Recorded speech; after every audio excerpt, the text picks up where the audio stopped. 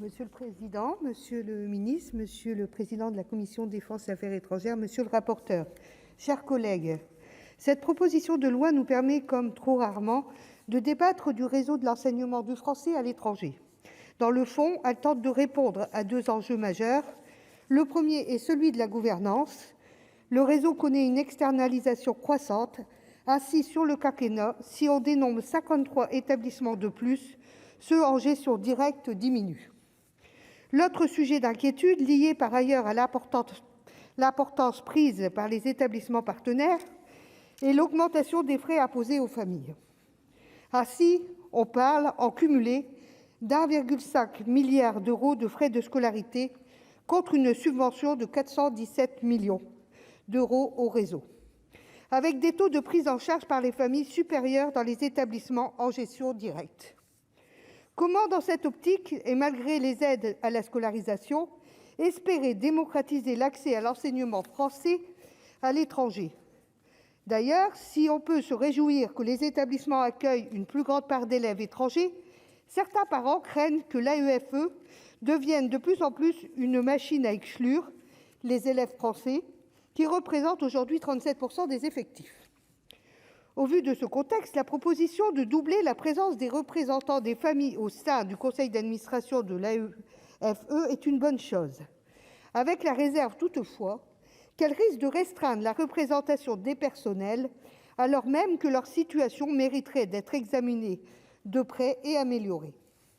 À ce titre, deux éléments me viennent en tête. Tout d'abord, l'augmentation massive et continue du nombre de personnels recrutés en contrats locaux, bien moins protecteurs.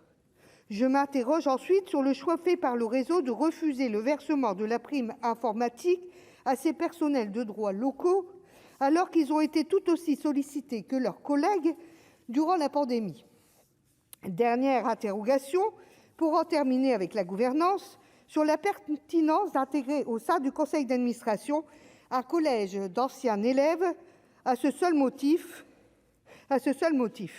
On a vu apparaître depuis plusieurs années maintenant des réseaux des anciens, des alumni et autres associations. Si ces dispositions mises en place par des anciens élèves ou les établissements eux-mêmes ont un intérêt certain, sont-ils pour autant légitimes à participer à la gouvernance des établissements ? Peut-on imaginer que dans chaque conseil d'administration des collèges, lycées et universités siégeraient des élus supplémentaires dont la seule qualité est d'avoir fréquenté l'établissement ? Venons-en à la question des instituts régionaux de formation. Depuis le 1er janvier, 16 d'entre eux ont été créés dans l'optique de renforcer la formation des personnels des établissements. C'est une mesure utile dans le contexte de l'augmentation espérée du nombre d'élèves, tout comme la proposition qui nous est faite d'en confier la gestion à l'AEFE.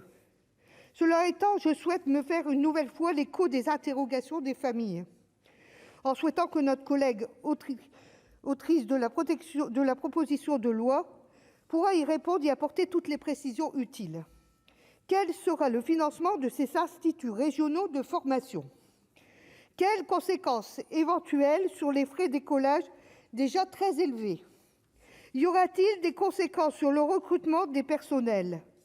Notamment, faut-il s'attendre à une mutation des fonctionnaires expatriés pour de nouvelles vagues de recrutement de droit local ? Y aura-t-il aussi des conséquences sur le déploiement des personnels en place, ou pouvons-nous espérer un remplacement systématique des enseignants partis former ou se former ? Enfin, quelle sera la place des investisseurs privés dans le processus ? Et faut-il voir une espèce de privatisation des gens engagés par ailleurs du réseau ?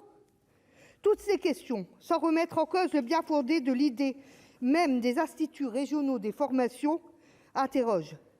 Et tout en gardant en tête toutes ces réserves, notre groupe soutiendra la proposition de loi. Merci, chers collègues. La parole est maintenant